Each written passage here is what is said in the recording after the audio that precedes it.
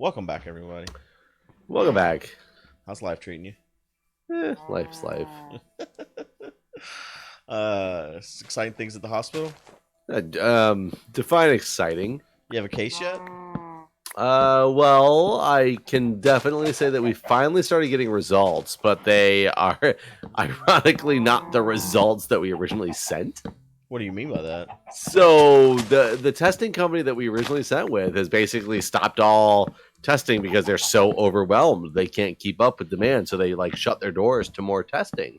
Well, you know what I was reading about the testing is it has a shelf life, right? Like once you take that nasal swab, you're the time's ticking before you can't test it anymore. Well, I don't know what it is, if it's hopefully greater than 10 days, because no, it's not. Because that's what we're looking at right now. So we started getting tests because we have finally got the FDA to approve a machine they put at one of my facility's hospitals. So not my hospital, but one of our system level hospitals.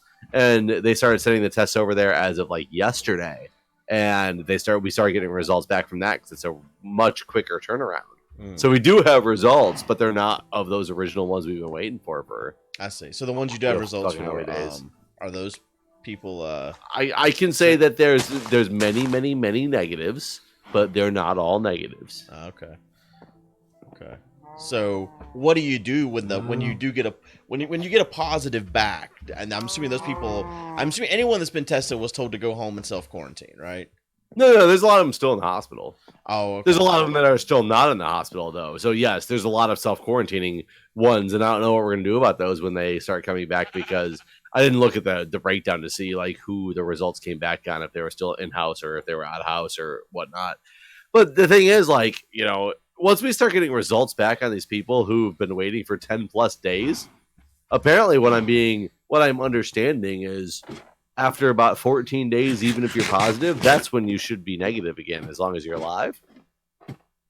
So, does it really even matter at this What do you point? mean by what you just said? What you just said doesn't really make any sense. So, from what I'm told is when you're positive, because here's the deal, you're supposed to quarantine if you think you've come into contact with it for 14 days, right?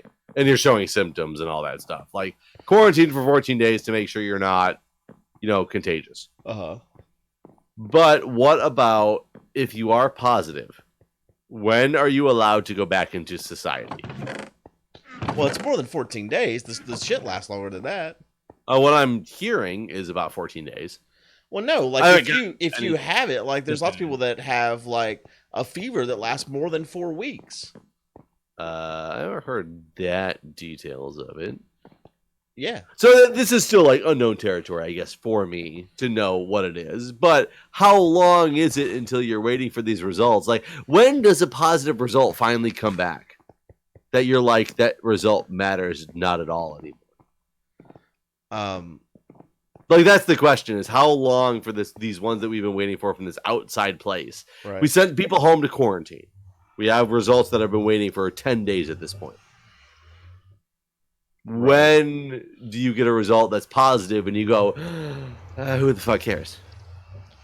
I mean, if those people still feel sick, then they have it, right? Until they are well, basically. I don't know. I don't have that information. Well, they do. I can tell you. I'm now the official source. If they still are sick, they can still spread it. If they have a fever, they can still spread it. Even if they don't have a fever, they can still spread it. So true, but what if they don't have a fever? And so when's the point?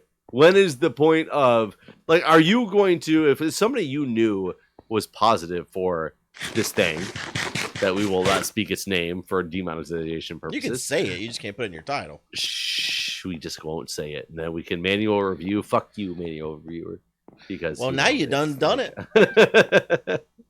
But when do you look at that and say, okay, you're fine, you can go back in society? Well, the truth is society is shut down, so there's nowhere to go anyways. Okay, so when is the appropriate time? Once you're well. So what is the definition of well?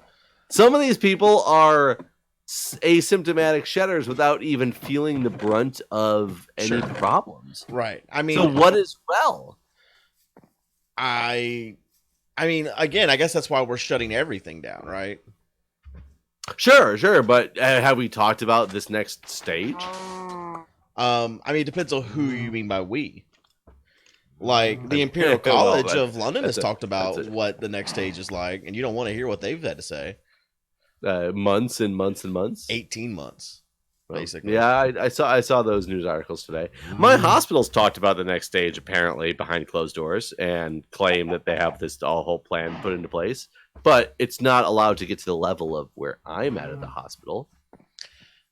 I mean, if again, like the Imperial College, if the things that I am reading make sense to me are true, then there's nothing we can do until there is a vaccine.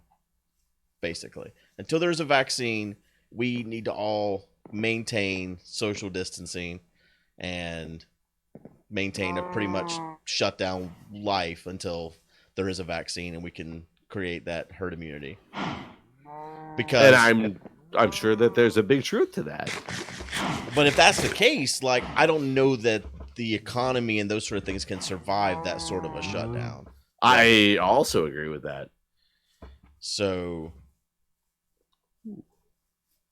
like, where do you go from the person who can't pay rent right now? What are they supposed to do? I don't know. I have no idea. That's what I keep talking about. I mean, just like the bill that was passed that's supposed to help people that are getting sent home on sick leave. And this is not people that are, I mean, a lot of states are trying their best to deal with the unemployment issue by changing the unemployment rules in terms of like who can file for unemployment. But like, I don't know. I don't know how we'd recover from this, honestly. Like, it does seem like a hill that's just one we'll never be able to get the ball up to the top of. Like, it seems very, very awful right now. I don't know. Like, what do you think? I have no idea. I have absolutely no idea what they're going to do. Like, as a landlord.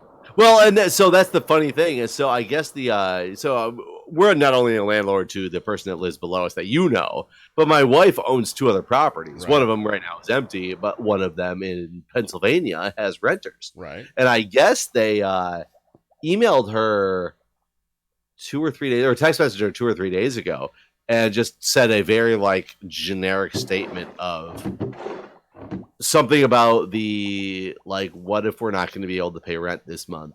And I guess there are 2 people who work in like the restaurant industry, and one's a waitress, and the other one is like, I don't know if he's one of the chefs there or what. And her response back was kind of laughing, and she said like, "LOL, you don't owe me like money until this whole thing is, really is over." Well, but at the same time, we're talking like a $900 a month, rental. We're not talking like a huge. That's like basically your wife was just like, you go ahead and keep $20,000. Well, and she said that we hadn't talked about it or anything, but I don't disagree with the statement that she made with this. Apparently, they wrote back immediately, not immediately, but a couple of minutes later, and said something like, "My wife and I are both crying right now. Thank you so much," because they were apparently freaking out because they didn't know how they were going to pay rent. Sure. I mean, there's a lot of people, and there's not a lot of people like your wife that are going to be like, you know what, I don't need $20,000, just keep it. Because a lot of these landlords, I mean, this is their income, right? And that's the ironic thing. So I was thinking about it, and I'm like, we have the neighbor, the tenant that lives downstairs. Mm-hmm. I would love to be able to text her and just be like, hey, you don't owe us any rent until this is all over. But the mortgage company's not going to do that for me. Exactly. And so I don't know, how do you deal with that piece of it? Right. That's kind of what my question was. Because I knew that you were still paying a mortgage on, where you live in the downstairs. So like y'all still got to pay. So you can't just like live for free, Yeah. Well, so if they come out with some government, and that's where it gets really crazy too. If they come out with some government stipend of, we'll give you, this much money toward your mortgage because of whatever, what does that do for people who are landlords? And how do you enforce something like that of, if I'm going to pay for part of your mortgage, you all of a sudden don't charge your tenant right now? And can you do that? How do you enforce that? It's such a weird situation because the government's going to have to come out with something at some point, right? Are they? They're going to have to. Are they? They have to. Do they? And guys, welcome to the episode. They have but really, though, I mean, I don't think absolutely they have to. They Come on, don't. The episode's gone. And then say, are they? I mean, I don't know how they do that, and like it's very complicating to me. It's very complex because, like, if you're gonna just, you can't. It absolutely is complex. I mean, it's like it's way more complex than like anything else the government really has ever done. To me, like, you can't just give everyone in the like whenever Andrew Yang was running for president and he was running with the platform of a universal basic income of $1,000 a month, everyone was like, "That shit crazy," because you just can't give everyone in the United States. Isn't that exactly what Trump just said? To give everybody $1,000? It is basically they took Yang. I mean, it's funny how progressive we become in an emergency, but that's not sustainable. Like, sure, we could do it for a month or two, but not forever. And that's why, like, Yang's platform was kind of like, how are you going to pay? Like, at least whenever Yang was running for president and had this as part of his platform, he had ways to pay for it because he was going to restructure the government in a way to make this thing work. We're not doing that. We're just like, we're going to shit some money and give it out to everybody, basically. And, like, how is it being paid for? And also, there's no qualifications here. You're just basically saying everyone gets $1,000. That includes people like Bill Gates. He doesn't need $1,000. He's fine. Are you sure? I'm not sure he's fine. Like he might be hurting. He might be. With this whole, that $1,000 might save coronavirus thing. So it might actually pull him off the edge. He might be about to jump, and you're gonna be like, "Mr. Gates, here you go," and he'll be like, "Wow, thank you." I mean, basically, as liberal as I am, I'm against giving everyone $1,000. I would like $1,000, sure, but I think that there needs to be some kind of logic behind how we're handing this money out. I think randomly giving everybody $1,000 does zero for. Well, do you remember when Bush did this? Bush gave everyone $600 back in the day. Did it? Yeah, wasn't it like in some form of a tax break of some? Right. Type? So, like, if you so don't there was a remember Futurama episode that was absolutely about this. It was the $300 tax return that everybody got. So there, all of a sudden, all these stores started popping up. Like the 99-cent store turned into the $2.99.99 store because it was like, how do you spend your $300 right taxes? And everybody, the whole episode was about like Lilo was going to swim with a whale. Fry decided he was going to drink 100 cups of coffee for $3 a piece, which was amazing, by the way. Like the episode was a fantastic episode, but it was interesting to see like a random tax break of X number of dollars all of a sudden made people think that they were fucking millionaires for some odd reason. Like it didn't make any sense in the world. Right. And that's kind of what I'm getting at here. If you give people this money, like, it's not going to solve the issue. It's not going to magically stimulate the economy. It's not going to, I mean, $1,000 doesn't pay most people's fucking mortgage. So, like, what are you going to do with $1,000? $1,000 would pay for 60%, or I'm sorry, 60% of that $1,000 would go just back into my health insurance payment for the month. So, like, now I'm left with $400, and what am I supposed to do with that? Go buy some groceries at the empty grocery store? Like, I don't see how that $1,000 saves anybody. Like, that if you could live off of $1,000 a month, like, I'm just so frustrated. I'm absolutely with you, and that's why when I heard $1,000 a month or $1,000 for everybody, I was just like, I don't understand what this is supposed to do. Because honestly, if you don't give people the $1,000, they're gonna be. I can't say they're gonna be just fine. I think giving people randomly out of nowhere a chunk of money helps zero people in any process. Like, like, because if you went and gave everybody, let's even pretend it was like a more substantial amount of money. I'm going to give everybody in America $10,000. $10,000 is much more substantial. People are going to be like, wow, that'll pay like multiple months of my mortgage and things like that. Sounds good on the surface, right? Mm-hmm. You can't tell me if everybody gets the exact same quote unquote advantage that it doesn't somehow negate out to some problems. What do you mean by that? Because everybody has the exact same thing, and we're talking everybody. We're not talking a select few of like poor people. We're talking everybody gets the same thing. All of a sudden, it becomes like nobody got anything. I don't understand what you mean by this. I'm sorry. I'm hoping some people who are watching like understand what I mean. But I mean, if you give everyone $10,000, you said your words are, if you give everyone $10,000, it's like giving everyone nothing, is what you said. And yes, and that's an oversimplification because clearly, you're not giving the big banks and stuff, the banks as an entity, $10,000, and $10,000 means less to a billionaire like Bill Gates than it does to a poor person. Like, oh my god, I just ruined this whole fucking thing down here and didn't even think about it. What did you ruin? I started doing that netherrack like thing, and I was doing all this fire, and apparently the fire I caught the edges on fire. The things that we did all that work to not catch on fire, and there's fire. Oh yeah, I guess that is a problem. I didn't even think it would catch those edges if they were, oh Jesus Christ, if they were covered the way that they were, if they were like walls all the way up. Yeah. Like they are. I didn't think it'd catch them, but man, it's fucking just fire spreading. It's fire spreading randomly too. It's like just skipping over blocks. Yeah, it does that. Jesus. Luckily, I only did it in a corner with the glowstone, so now that I have holes in this stuff, I don't have to worry about the lava behind all of a sudden catching. It was just this glowstone area. Right.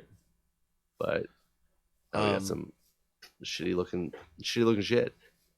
I mean, if this thing lasts, 18 months, then it needs to be a hell of a lot more than $10,000 in the end. Well, but I still want to get back to, oh god damn it, no, this one's lava, this one. Oh god damn it, I don't even know how to address this right now. Because we gotta fill in all these gaps with something too on the lava ones. Oh yeah, because it's gonna burn up otherwise. Yeah. Oh god, it keeps catching on the bottom. I can't get ahead of it. I'm nowhere near there. I would help you. I'm trying to fill some gaps in right now, real quick. Oh god, the fences even apparently. Ooh.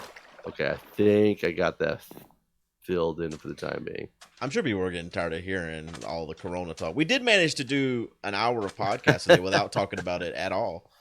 I mean, it's possible to do. It's just, especially with you and I's, like what we talk about, it's very. I mean, with you working in the medical industry, like it's interesting to me to hear what it's like from your perspective. And there's so much more that I could talk about with my industry right now that I'm so afraid to even get into for fear of being fired because I am so upset at certain things that are happening in my industry right now. I'm sure everyone in the medical industry is having a hard time. Like, I mean, I don't know. What are y'all doing about childcare? Because aren't both of you considered like required employees? Well, sure. So the nice thing is, my wife's not. She's not in. She doesn't work for the government. She works for something that you would think is required though, and essential because it's like she works for the public health services. So any public health agency that's out there is under the purview of where she works. So you would think that they're essential, and they are essential, but they're now work from home because they don't have to be essential at a place. I see. So she got work from home starting on Wednesday, is what they implemented there. Her parents have been in all week, and her parents want to actually take her and the kids back to Ohio sometime this weekend because, for one, her dad is still, after all the cancer scare and all that stuff, he still has back problems and he's way more comfortable at his house, so he wants to go back home. And now that she's on work from home, they want to take all the kids and stuff there, which I'm okay with. I'm stuck here because I still have to go into the office. Are you not worried about getting separated and then the nation shutting down and you're not being able to reconnect?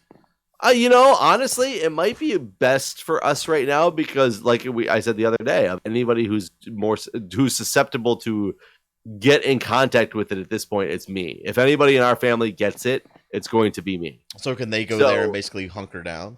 It would be better for them to go there and hunker down. And I do. Her parents, I think, are very actually concerned about that. They're concerned that they're going to catch this for. Oh my God, another one is on fire.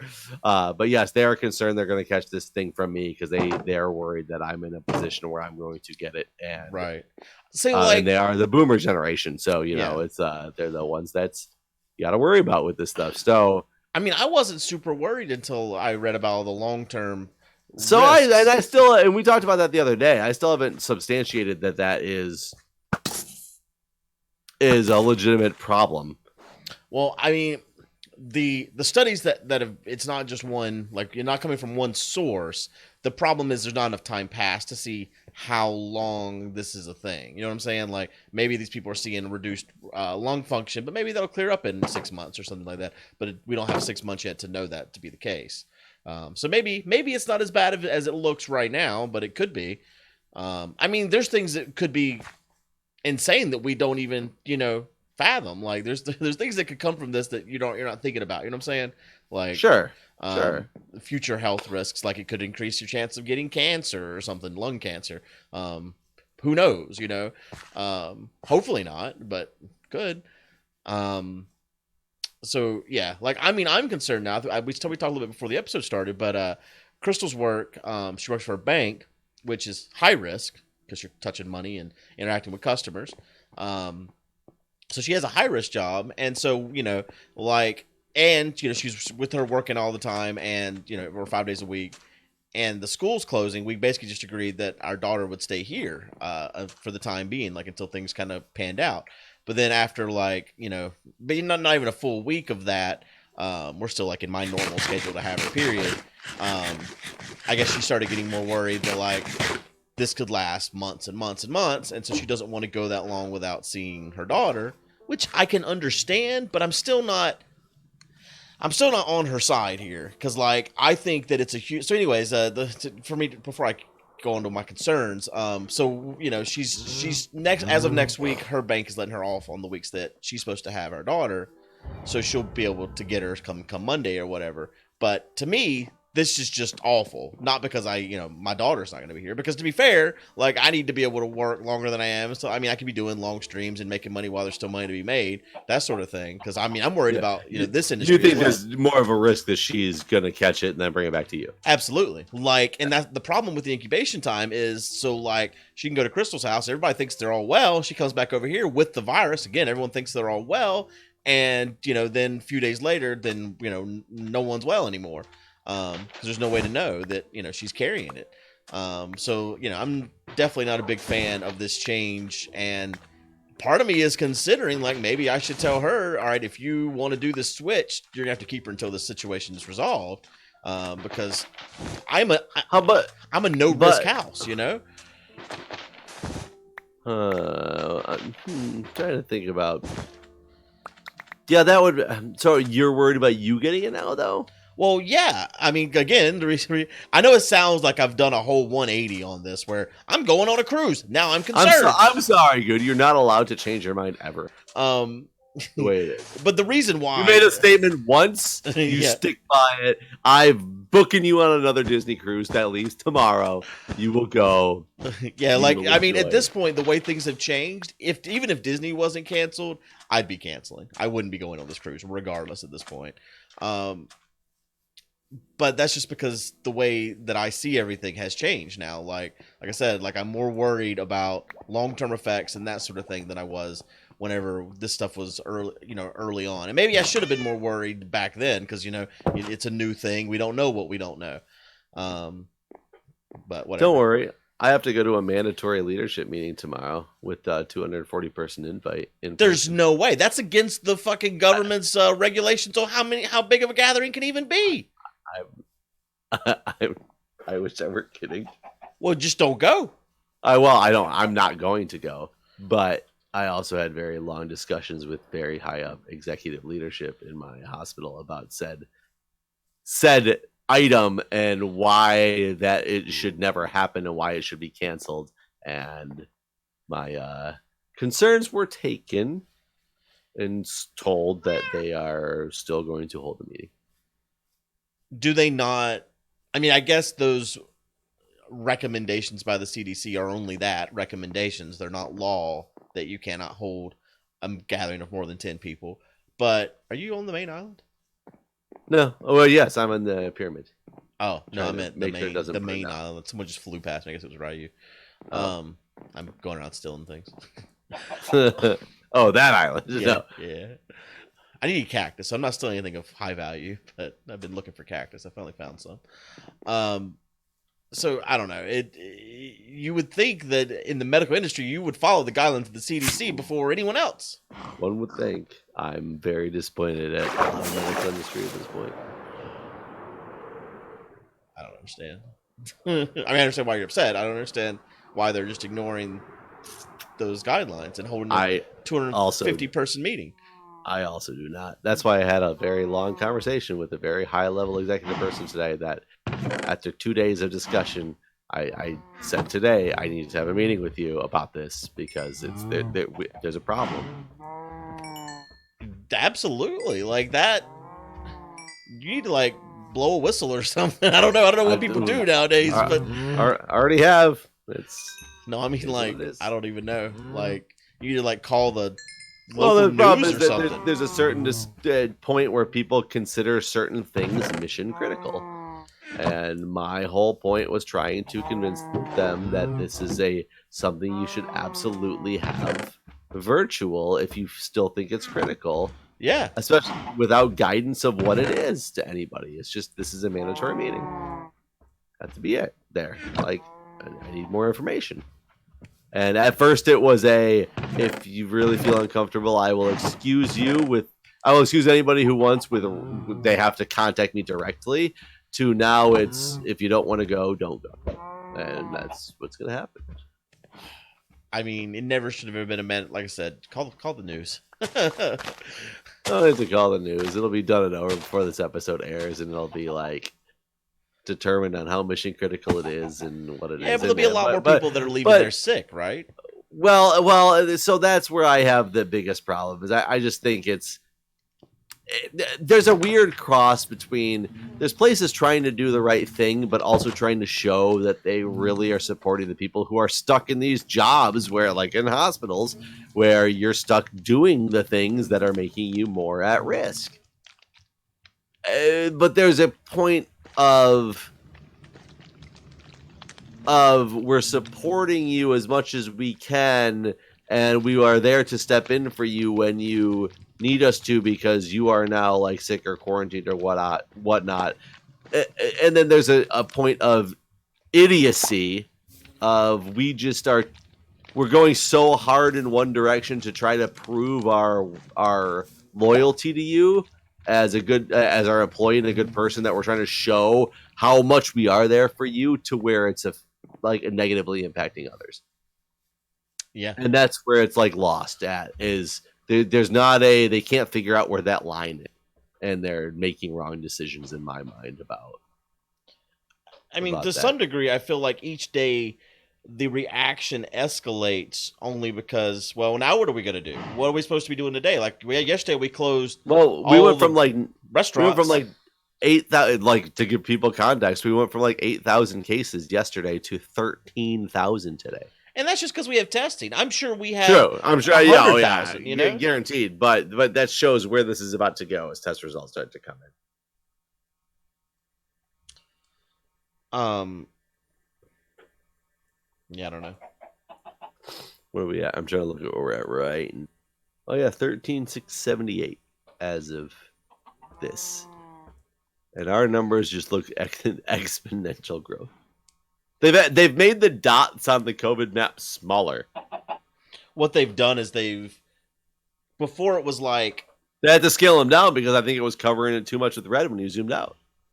Yeah, I guess that's true. I noticed in the United States before it was like dots per major city, and now it's just dots per state. So like, there's not like one dot in Raleigh and one dot in Charlotte for my state. It's like just North Carolina dot. You know what I mean? Oh, I guess I always looked at Washington D.C. anyway, which is, a quote unquote right. state. Right. So, But what do you think about? So what do you? What I don't even know. We probably should bring this episode into the. I mean, bring this conversation to the next episode at this point. I guess people are probably, like I said, tired of us talking about this, but they're still quarantined while they're watching this. It's okay. Yeah, that's true. All right, folks. Suckers. We'll see you next time. See ya.